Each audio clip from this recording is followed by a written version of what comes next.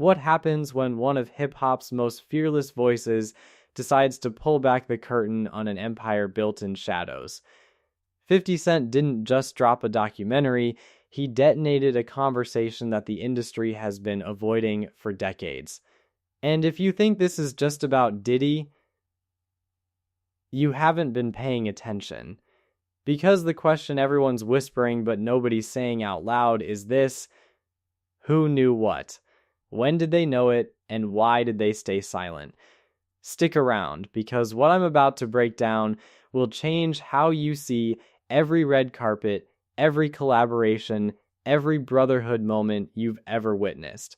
Jay-Z is setting Diddy up. Jay's definitely. Jay helped you? Yeah. How did you As a help him? competitor. Explain it. Yeah, because he never was someone that you communicate with, that you're like friends with the person.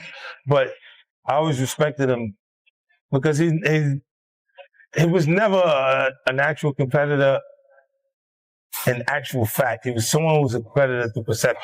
How close was Diddy and Jay-Z?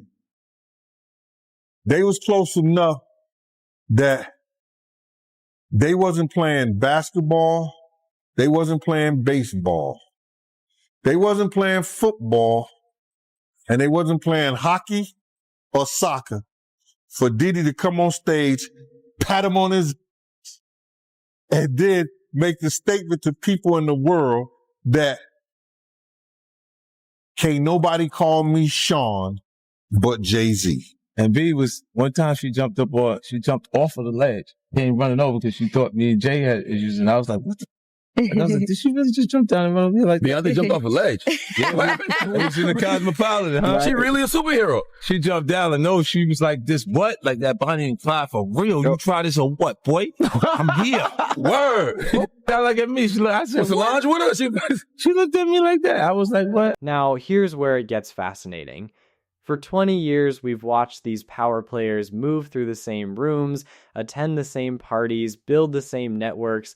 We called it the culture. We celebrated it as Black excellence. But what happens when proximity becomes complicity? What happens when silence isn't just golden, it's protective? Look, I'm not saying everyone at those parties knew everything, but I am saying this. In an industry built on image control, the absence of condemnation speaks volumes. 50's documentary didn't just expose one man's alleged crimes, it forced us to ask uncomfortable questions about an entire ecosystem that thrived on don't ask, don't tell. And that's why names like Jay-Z, Beyoncé, even Oprah are suddenly trending. Not because of evidence, but because of proximity, timing, and a fan base that's done accepting convenient ignorance. These were private conversations, and that he and Diddy could talk openly. And Mark could talk to Diddy, not just as a client, but as a person, and try to guide him in a time leading up to his arrest. And unbeknownst to Mark Agnifilo, Diddy has got this guy recording the conversation as he's sitting there saying, you are screwing this up. You are messing up this case. We're losing. And knowing that that's on tape. And it's almost like he's performing for the camera and not telling Mark what's going on. And the really enraging part about it is that Mark Agnifilo won this case for Diddy with legal strategy. It wasn't just an accident that this jury that had heard all of this in the news before the trial voted not guilty on all the serious charges. It was Mark Agnifilo that did that. Yet Diddy secretly records this guy and embarrasses him. And yeah, you could say, well, Diddy never expected that it would end up being broadcast somewhere else. Well, okay. But Diddy was planning on using it, or he wouldn't have had it recorded in the first place.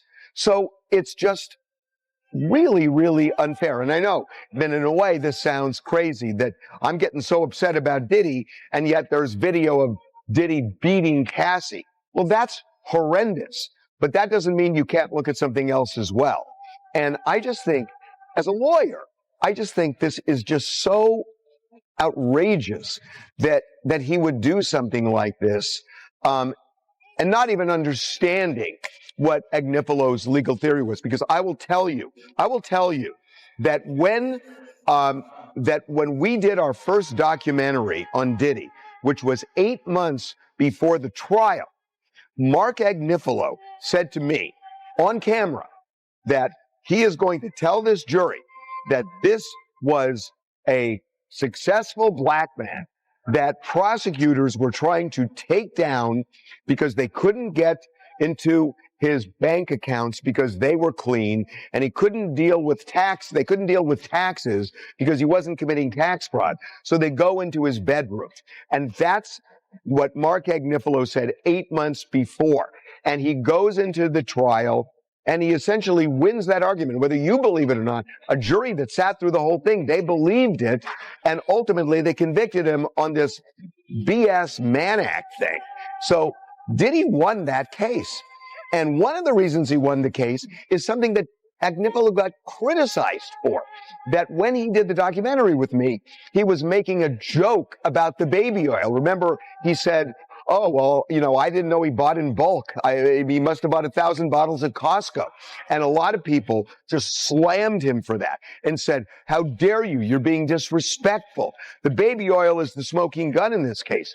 Agnifalo knew all along that the baby oil was Diddy's best defense, because when Agnifalo got before that jury in closing arguments, he looked at them and he said, well, the feds came in with their armor and artillery and guns. And what did they do? They got 1,000 bottles of baby oil off the streets.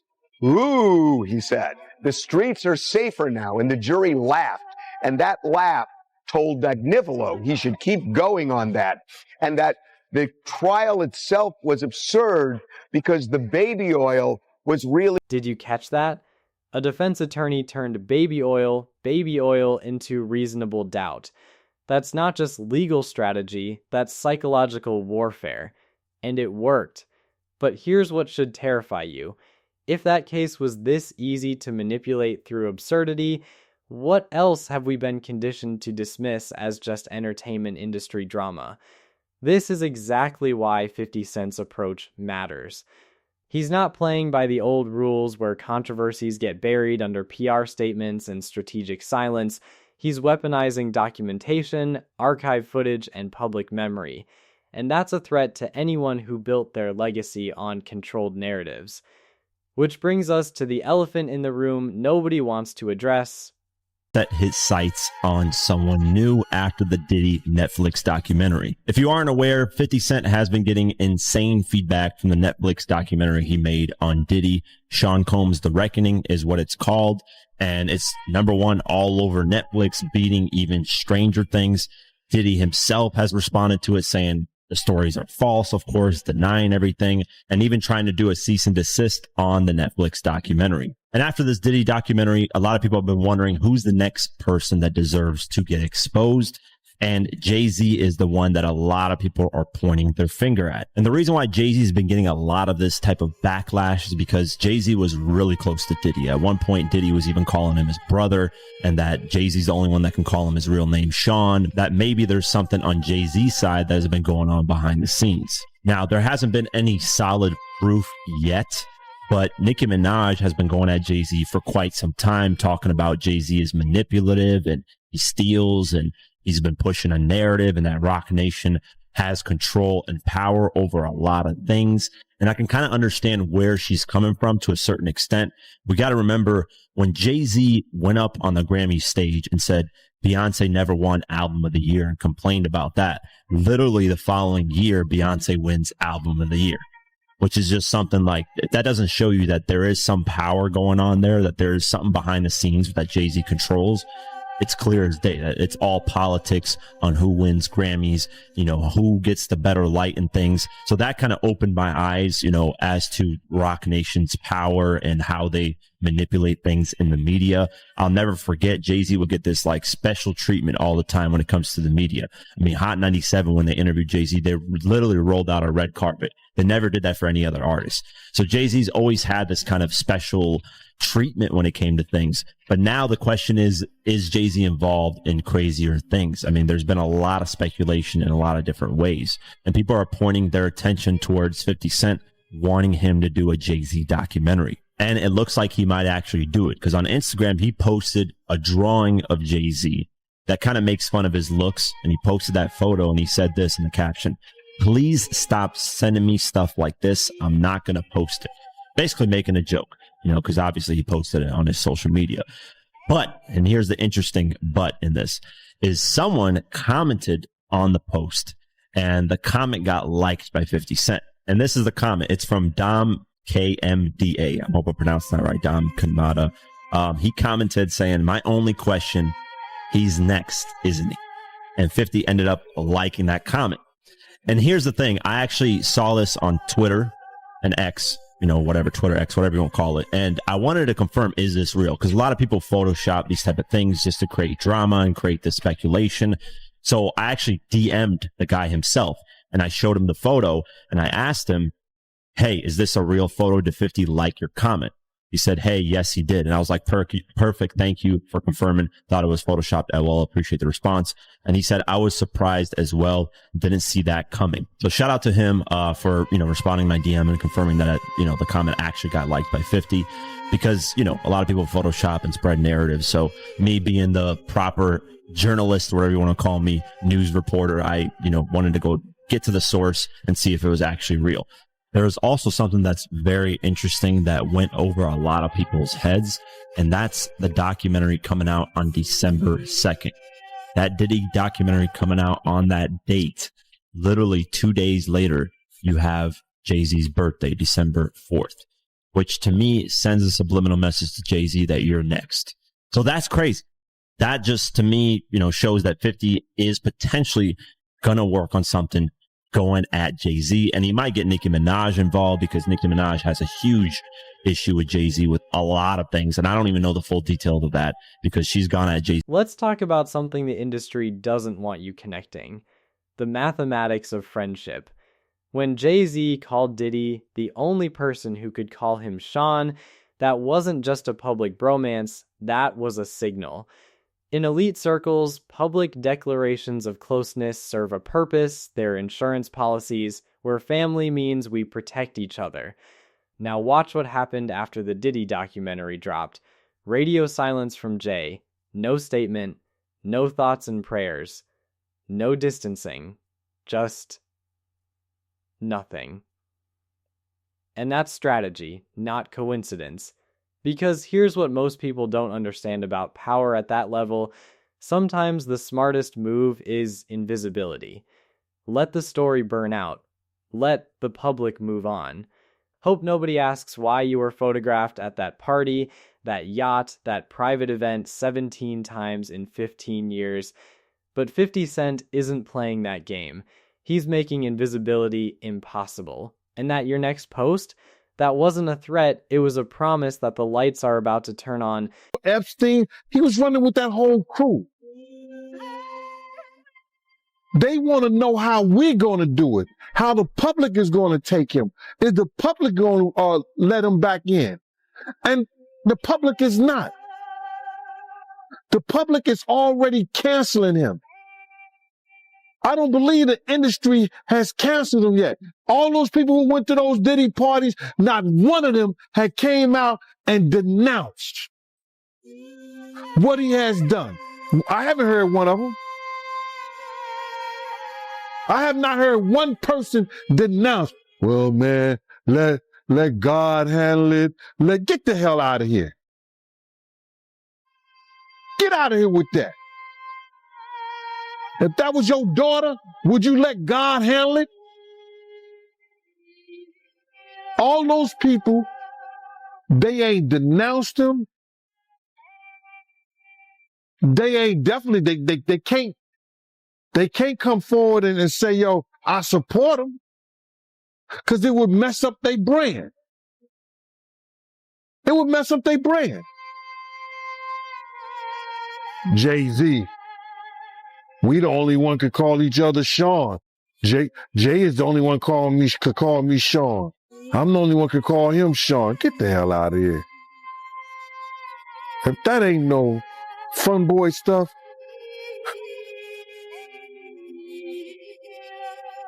but you ain't had not one person, brother, not one person sit there and denounce what he did or come forward. Here's the part that makes this complicated. Not everyone at those parties was complicit. Not everyone in those photos knew. But here's what we do know, and this is documented, not speculation. When multiple artists across decades describe similar patterns of pressure, editing manipulation, and career consequences for speaking out, that's not coincidence. That's infrastructure. When Ludacris talks about edited interviews, when Monique discusses blacklisting, when Taraji P. Henson speaks on pay disparities, these aren't isolated incidents. They're symptoms of a system that rewards compliance and punishes transparency. And before you think this is just conspiracy theory, ask yourself, why did it take a federal raid for people to suddenly remember behavior that was an open secret for 20 years? Why do documentaries only happen after arrests, never before? The answer is simple and chilling: protection through power. And that power structure, it's about to be stress tested like never before. Beyonce didn't want to speak and does not speak to Brandy. And the truth of the matter is, there she go back there with Monica and Kelly, and there go Patti LaBelle, and then there goes Solange, all right? And there's a reason why Solange is around as well. Because if you guys don't know, for a while, Solange and Beyonce actually were not on speaking terms, but they're back talking now, they're back cool, and basically Solange is around to keep Beyonce spiritually protected. Solange is the spiritual protector of that family. Don't get it twisted. Mama Tina is powerful. Solange is the most powerful list. You better ask some damn body. All right. Now, the reason why Beyonce ain't came to speak to Brandy, baby, is because Beyonce does not talk to anyone who used to sleep with Jay-Z. Okay. Whether you guys know it or not, and I have to say allegedly, right? Jay-Z and Brandy used to talk back in the day. And by back in the day, I mean like late 90s type stuff, right? Brandy always kept Jay-Z on the low back in the day because, quite honestly, he was too ugly to be out in public with. I'm just keeping it real. To claim him publicly, he was too ugly back in the day. Now, when you try to search up pictures of Jay-Z and Brandy, you will find... Hold up, let me see. Hold up. Let me see, because I thought I had a picture of them two.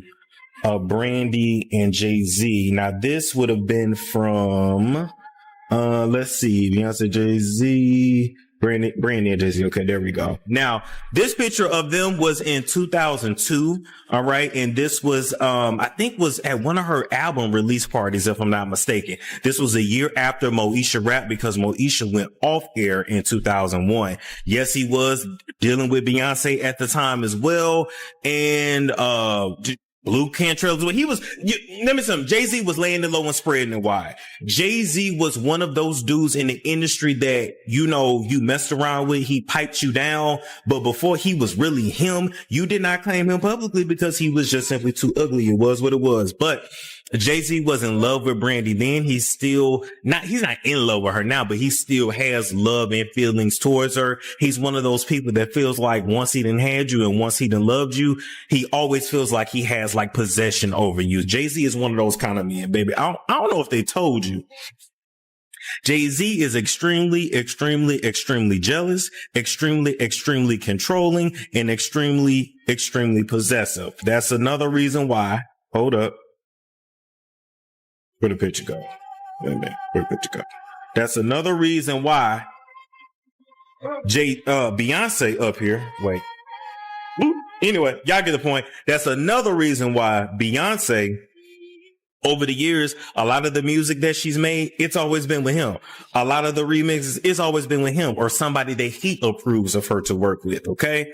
Jay-Z was so damn controlling, he didn't even want her father, talking about Matthew Knowles now, he didn't want her father managing her anymore, and he stepped in. And if y'all notice, when Jay-Z stepped in as Beyonce's manager, the music changed, everything changed, and the money started to get effed up. But that's another story for another day. We're not getting on that right now. We're sticking with Brandy and Jay-Z right now. So they started messing around on the low in the 90s.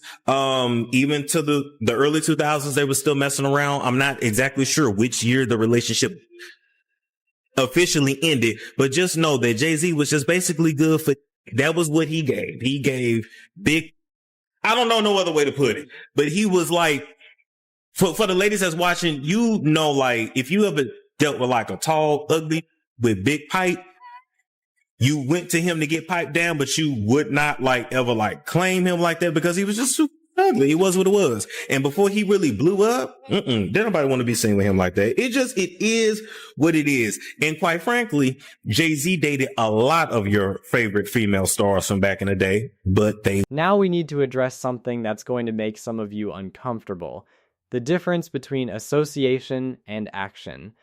Just because someone attended events or had business relationships doesn't make them guilty of anything.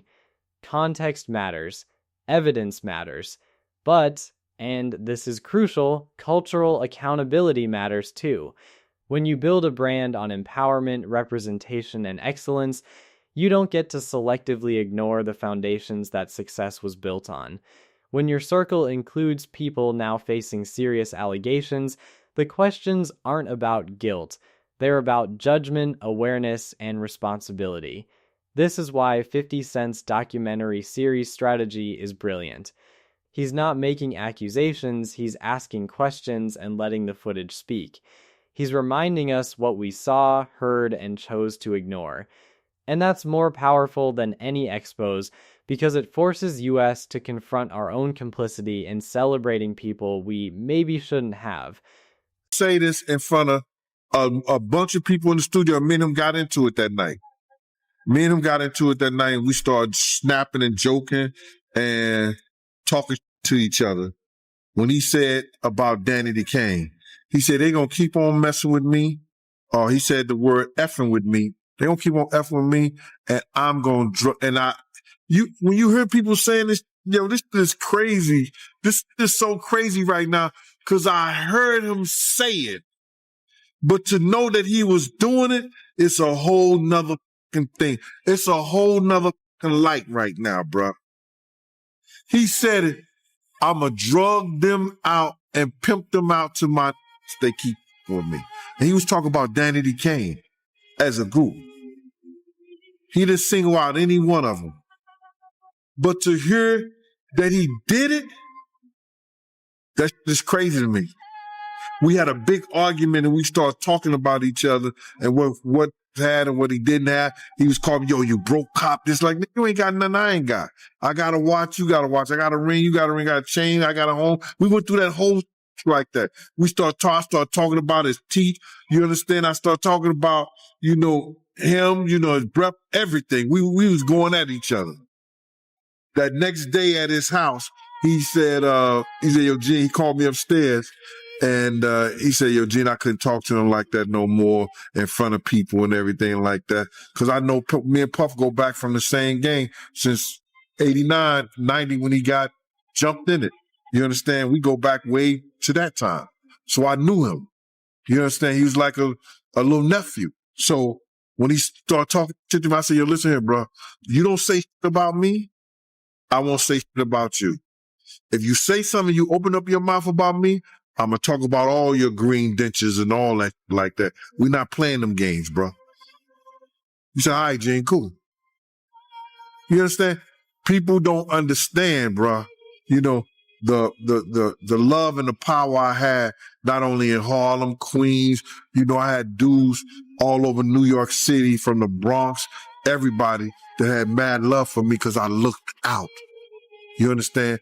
I made sure, if people needed knowledge and information on certain things, they had a lot of people that was on parole that was in the music business.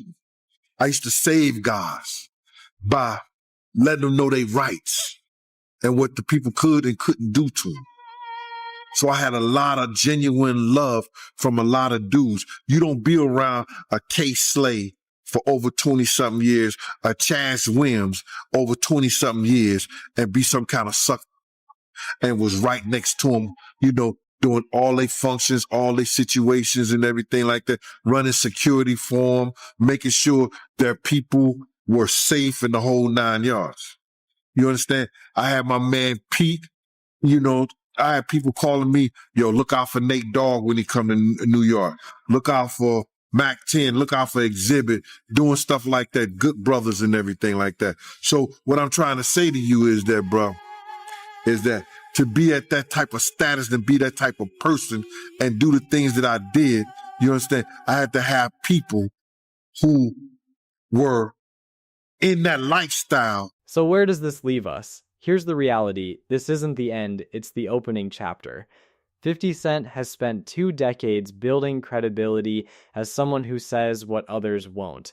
He's not reckless, he's calculated. And when he says you're next, he's not guessing, he's teasing material he already has. Will this lead to actual revelations? Will more documentaries drop? Will legal actions follow? I don't know. But here's what I do know. The culture of protective silence in entertainment is cracking. Audiences aren't accepting no comment anymore, and the networks of power that function through discretion are now operating in an era of receipts, screenshots, and archived footage. The question isn't whether more stories will emerge, it's which stories, about whom, and when. And whether the people implicated will finally break their silence or double down on the strategy that worked for 30 years, wait it out and hope we forget. But we're not forgetting this time, are we? If this breakdown opened your eyes to connections you hadn't considered, smash that like button, subscribe, and hit notifications because this story is far from over. Drop a comment with who you think is actually at risk if 50 follows through, and share this with someone who still thinks this is just hip-hop beef, because it's so much bigger than that. I'll see you in the next one where we break down what legal experts are saying about liability in entertainment power structures. You don't want to miss it.